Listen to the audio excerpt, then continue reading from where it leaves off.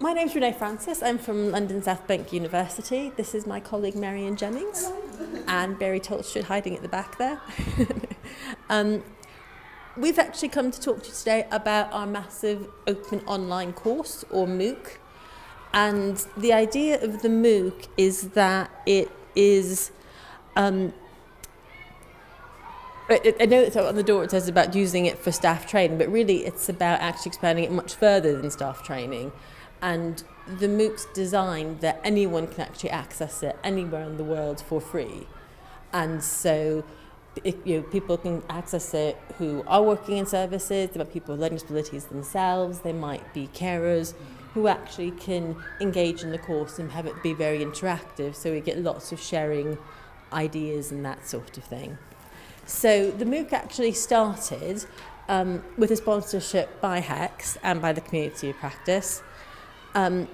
We've delivered MOOCs before in other areas of nursing, and so this was the first time we were actually going to be trying it with learning disabilities. And the way we set it up was that actually we looked at it from key stages in someone's life. So we talked about education, we talked about how somebody's supported at home, we looked at how people are supported through transition and into adult services, thinking of things like health promotion, access to health services, I said that already, anyway, and going right through to end of life. So we picked those key areas and then engaged with service users, with carers, with practitioners to actually come in and to film, so that we've got this sort of this 6-week course that's actually got lots of different input from different people in talking about their stories. And so the idea and the learning outcomes behind that were to be able to get people interested, to find out more about what learning disabilities is and what it means, be able to share lived experiences, and to be able to reflect on their own circumstances and own experiences in order to develop knowledge and to share ideas. And within our MOOC, we've actually got everything at a universal level, so everyone accesses everything. Some MOOCs will have an advanced level as well. And there's a regular online discussion forum, so every week people can actually come and share ideas, chat about their experiences, and be able to just, again, share those ideas. Marian, do you want to talk a bit more about actually how the MOOC actually developed and the things that we did in terms of getting people involved? Sure. Well, as Renee said, it was actually incredibly important to us that actually it wasn't from just one particular perspective, that we were actually looking from a service user perspective, carer perspective, education, end-of-life care. So it was almost, I think, quite a natural progression. We started looking at the idea over the 6 weeks that it was a journey through the key stages of somebody's life, but actually not just looking at the person in isolation, but actually the impact both for the person with the learning disability, but for their friends, family, the impact of services, the perspectives of services as well. So with that ethos in mind, we were actually very keen to actually work with service users.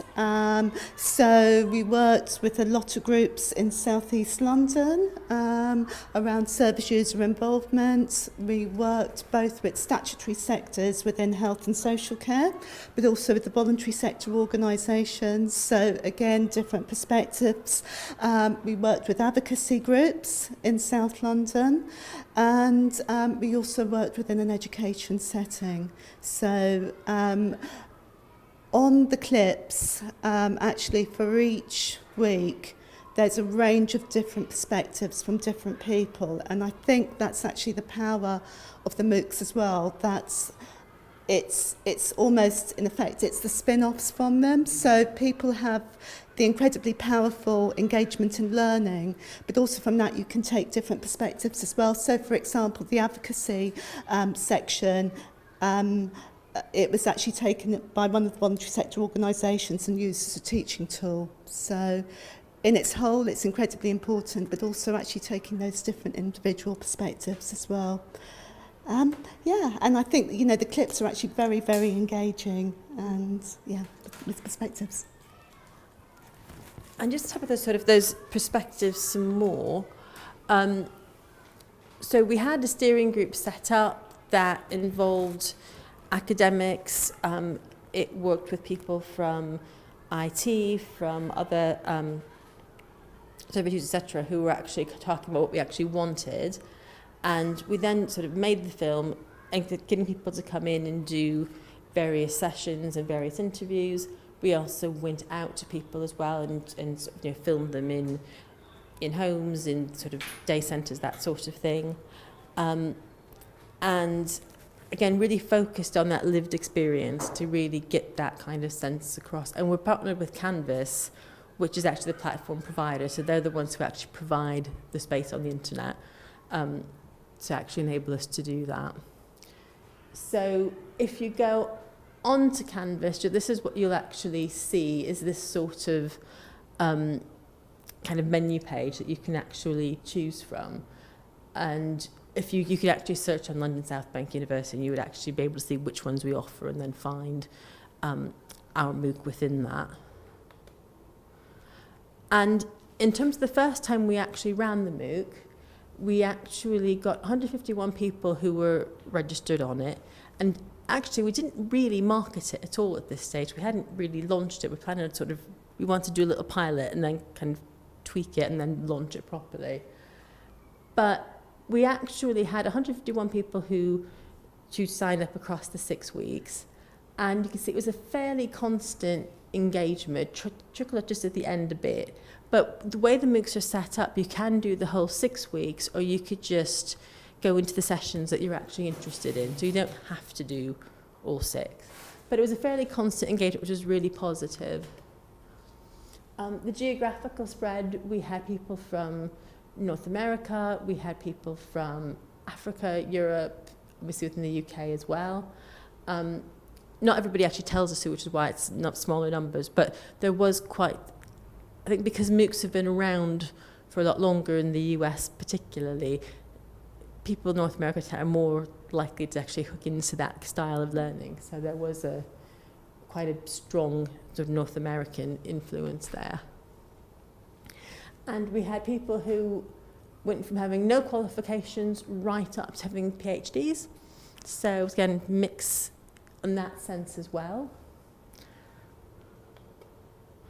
And that's just a photo from one of the sessions that we had where we actually went out to a music group in South East London and filmed there and talked to some of the people there. How do I get back to the page? What did you... No, that's what I wanted to do. Do you want the actual? I just wanted the page bit that we had to...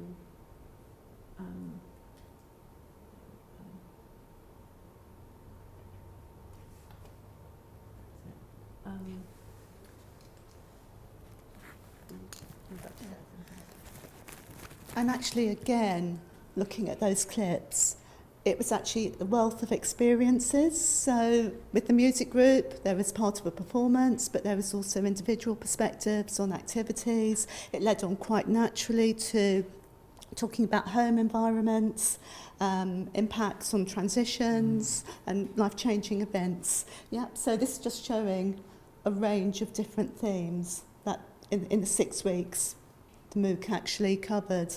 And I think what was quite powerful was, as Renee said, out of the 150 participants, that actually it was that chance for people to look and share experiences of what was happening in the UK, but also in North America, other parts of the world as well. So, yeah. And so what this shows is actually from that visit to the music group, we did quite a bit of interviewing around the kind of support people have at home.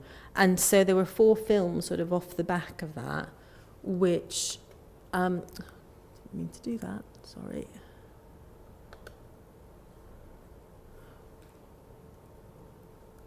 So we had one film with a man called Alan whose son lives at home with his family, and they were talking about planning for the future, how you actually make decisions around that. And then another lady called Jean, who's a much older carer, she's 83, and she was talking about her supporting her son Neil, who still lives at home, and again looking at how that's getting much harder for her and how she was going to manage. She was very much the sort of carer saying, no, I'm going to keep him at home forever, and because I don't, you know, and it was getting those, talking about those more difficult issues about planning ahead. And then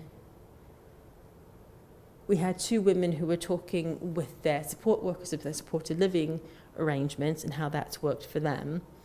And then finally, an interview with a woman with learning disabilities and her sister and brother-in-law who she lives with. And they were looking much more further ahead in terms of setting up trusteeships and that sort of thing. So it was just looking at the same issue around how we manage support for adults with learning disabilities and how we actually manage that home environment from very different perspectives and different takes on how different families were actually managing that. So again, that was sort of something quite useful, I think. And it got people just thinking about what we actually mean when we talk about home and what do we think is actually really important for a home, just for, whether it's for ourselves, people with learning disabilities as well. And that was a lot of the discussion boards, was actually what do we mean by that concept of home? And, you know, so again, it was just getting things, people thinking about it in a wider fashion, really.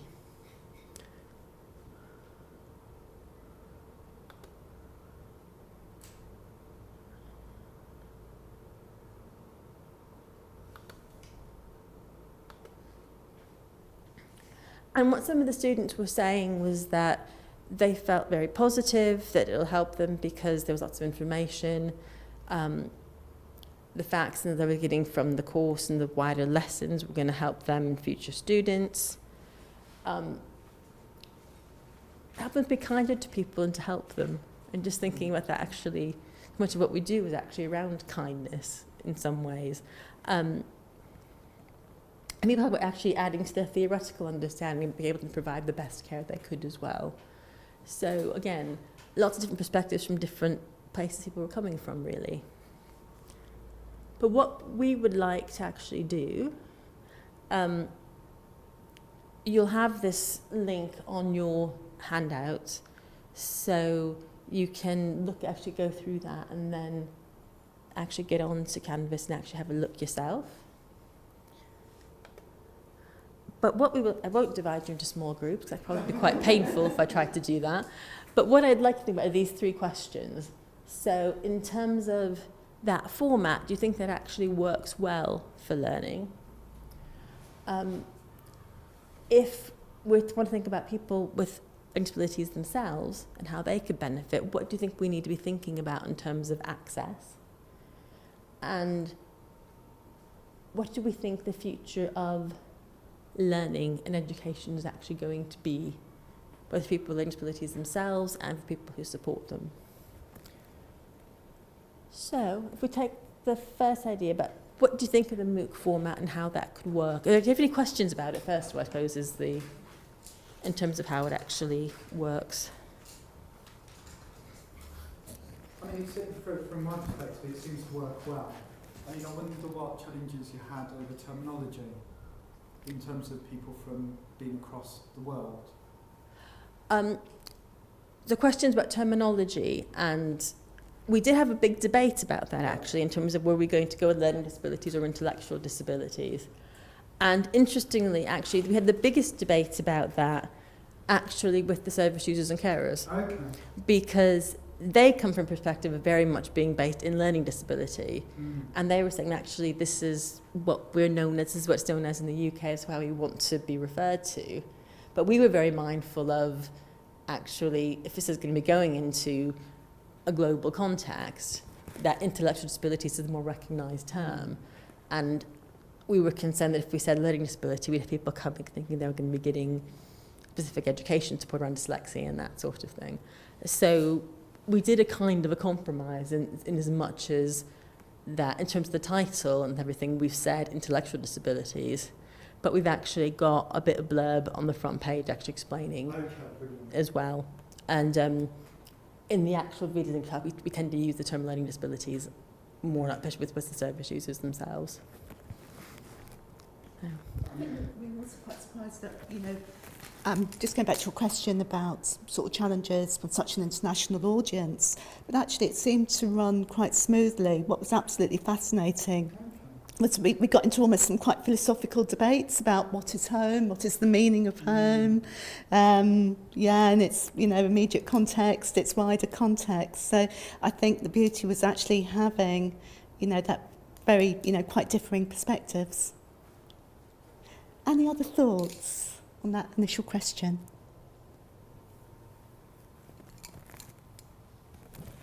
Some of the success will depend on how many people access the MOOC, so you can't really predict that. You did say you didn't do that much marketing. I was going to ask you about how you did market it, so you did really well to get those people with not much marketing. But how would you market the course if you hadn't?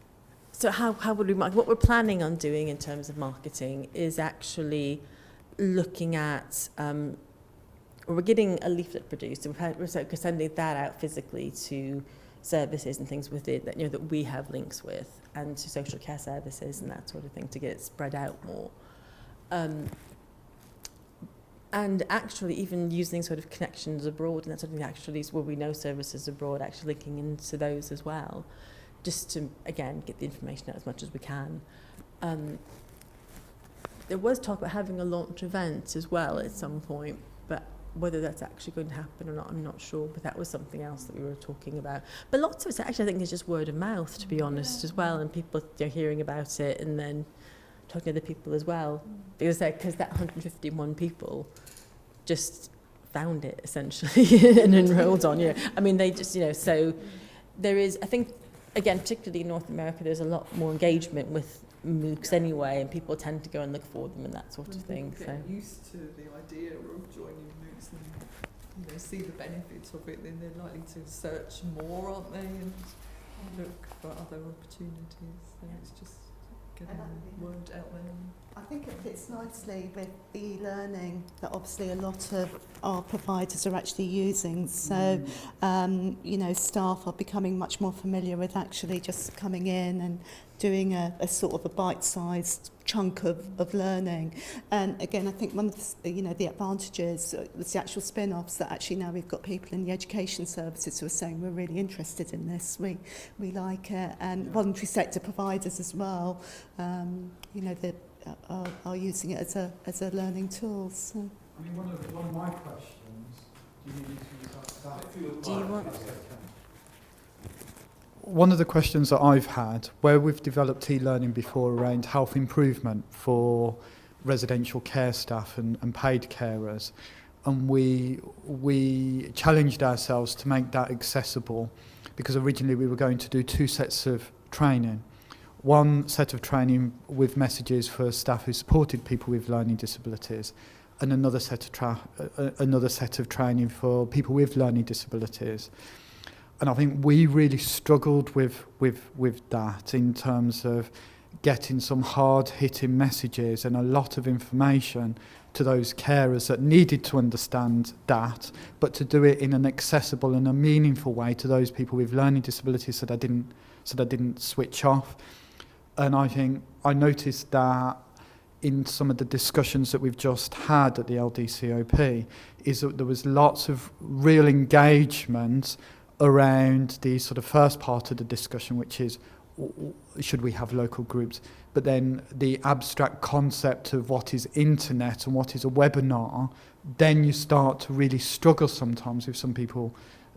Myself, I struggle with webinars. So I think that would be my question, is how did you manage that challenge? Because I don't think we completely got it right.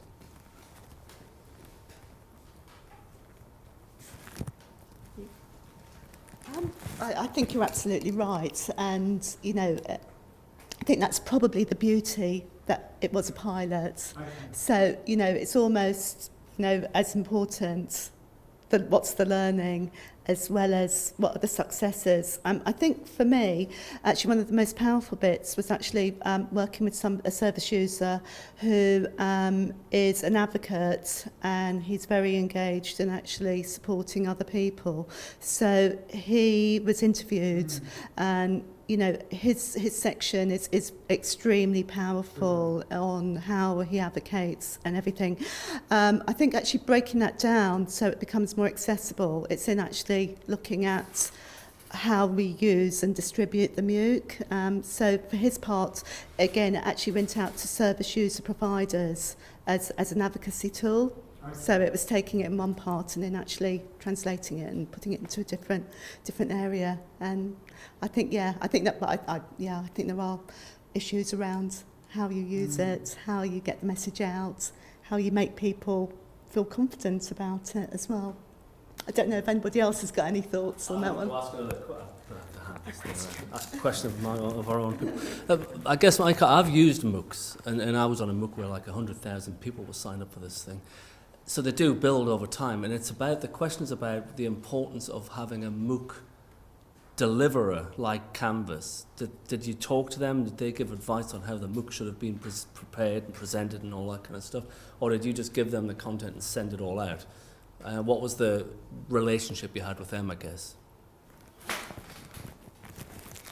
I think a lot of that relationship actually happened before we actually started the LD MOOC. So because there'd already been the one for mental health nursing, there'd been one around deteriorating patients.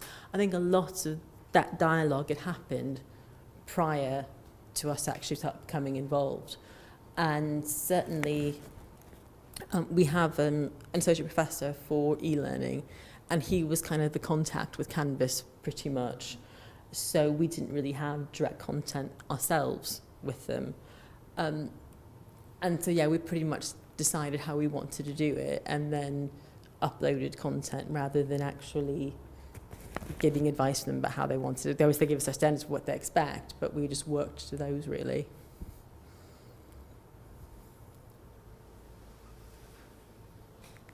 So for the last question, how do you think, where does the future lie? What would you want to see happening? I mean, I've got a question, but I don't want to take the steam away from anybody else that's got a question. No? I think you could Let me, fantastic. One of the things that we're really struggling with at the moment is sort of therapeutic and nursing workforce.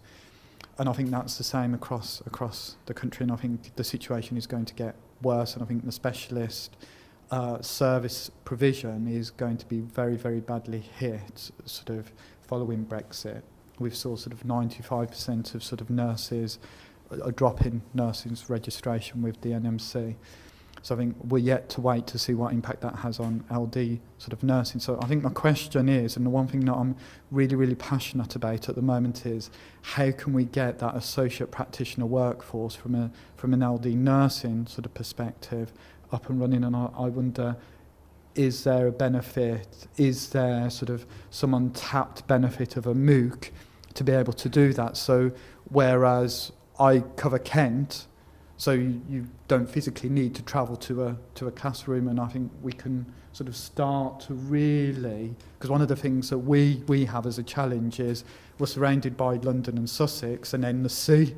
So it's like if you've got somebody in Dover or if you've got somebody in Folkestone, then how far they actually have to travel for a pre-reg course now is quite arduous. So I think, how can we tap into that potential? Does that make sense? So my question is, could we use a MOOC to support associate practitioner roles, both within LD nursing associates, or within sort of other allied health professionals? Or am I asking a confidentially, commercially sensitive business question? No, you're not. So when you say associate practitioner, do you mean like the actual associate nurse role? Yes. As is? As is, yeah. I think the difficulty with using it for something like the associate nurse role is that I think it's actually becoming quite prescribed as how it's actually delivered. So I don't think the NMC would be keen on it being done through a MOOC. And we do offer the associate nurse programme as a face-to-face. And you possibly know a bit more about that than I do, Marian. But I think it's still in its trial stages, but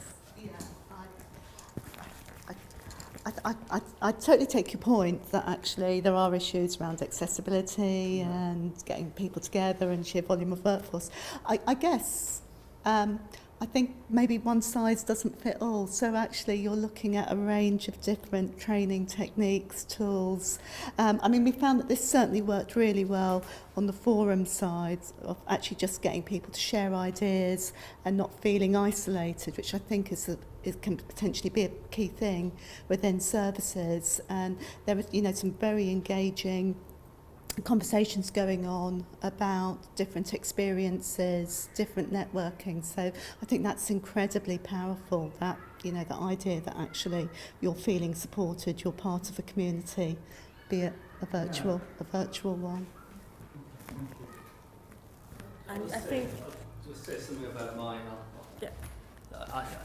I think the issue about the NMC is the one we've got to tackle, because I think a MOOC could be used perfectly well to run the associate kind of nurse course. The NNC have just got to be persuaded, and I think what we need is to get one group to work together to tell them how to do it. I mean, I've worked in Australia and America where nurses were being taught that way.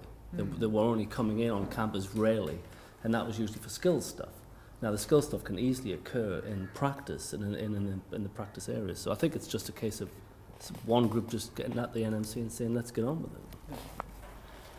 And I suppose as well, I mean, it might not be a MOOC per se, because MOOCs sort of by their nature are global, but there's all sorts of ways that we could set up online courses. And one thing that we've done with the pre-reg BSc nurses is that they do an alternative field sort of experience, and we've done that all through e-learning, and we've done film work with service users, stuff to sort of actually do simulated experiences and then get the nurses, the first years to actually reflect on that and to look at where their role would fit in that.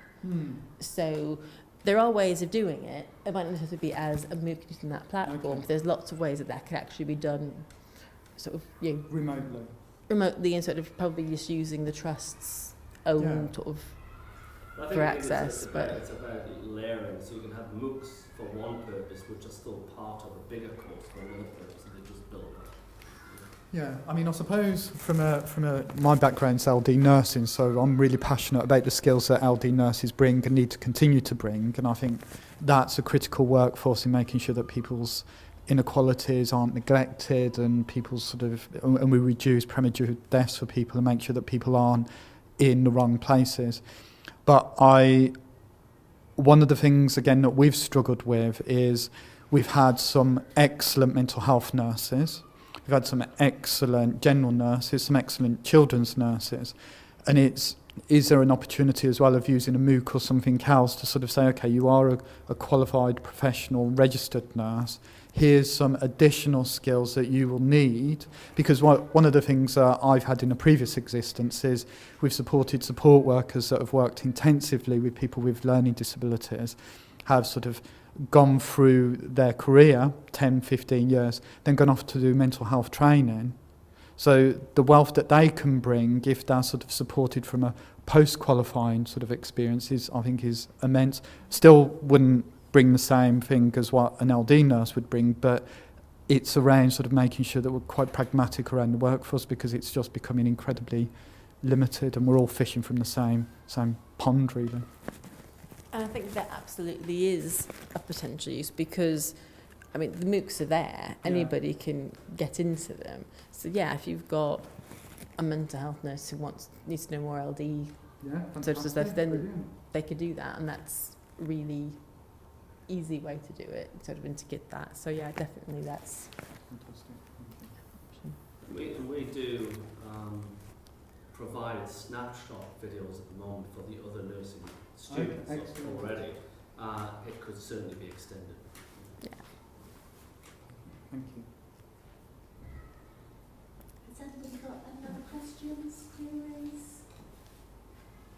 Can I just ask, do they have you do one of these courses, MOOC courses, do they get a certificate or something at the end of it as a proof, like they, building up a portfolio CPD?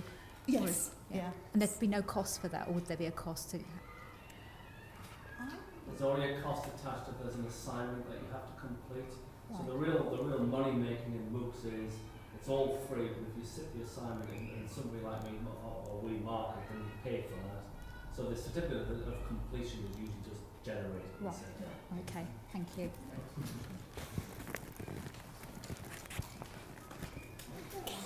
Well, thank you so much. We're saying quality, if not quantity, but so thank you so much, and thank you for putting up with us. Well done, stick it in there. Yeah.